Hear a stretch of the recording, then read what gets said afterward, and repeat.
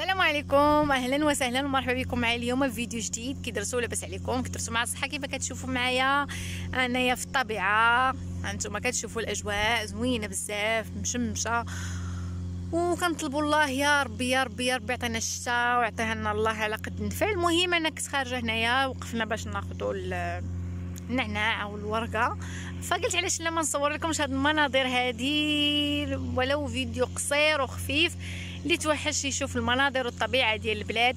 فهاني حاولت نوريكم ولو جزء بسيط من الطبيعه، من الاجواء اللي عندنا هنا دابا. نتوما غنوريكم جميع المناظر، هانتوما شاهدوا معايا.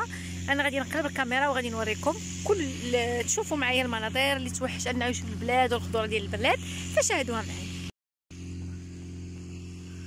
لا ريحه هي تدور تكعيا طالع عليها الدم. عرفتش الشمس كاينه واش غايبان لكم مزيان ولا لا؟ شوفوا معايا الاجواء هذه.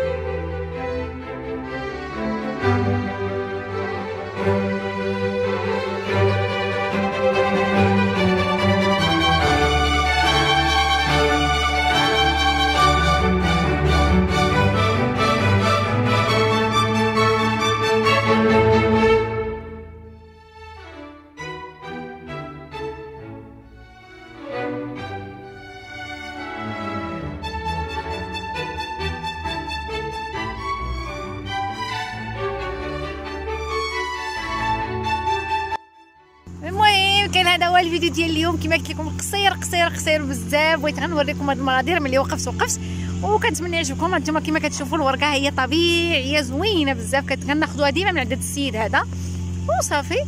هانتوما شاهدوا الفيديو حتى الاخر، وتنقول لكم بالسلامه عليكم وخليتكم على خير، ونتلاقاو ان شاء الله في فيديو جديد. باي باي.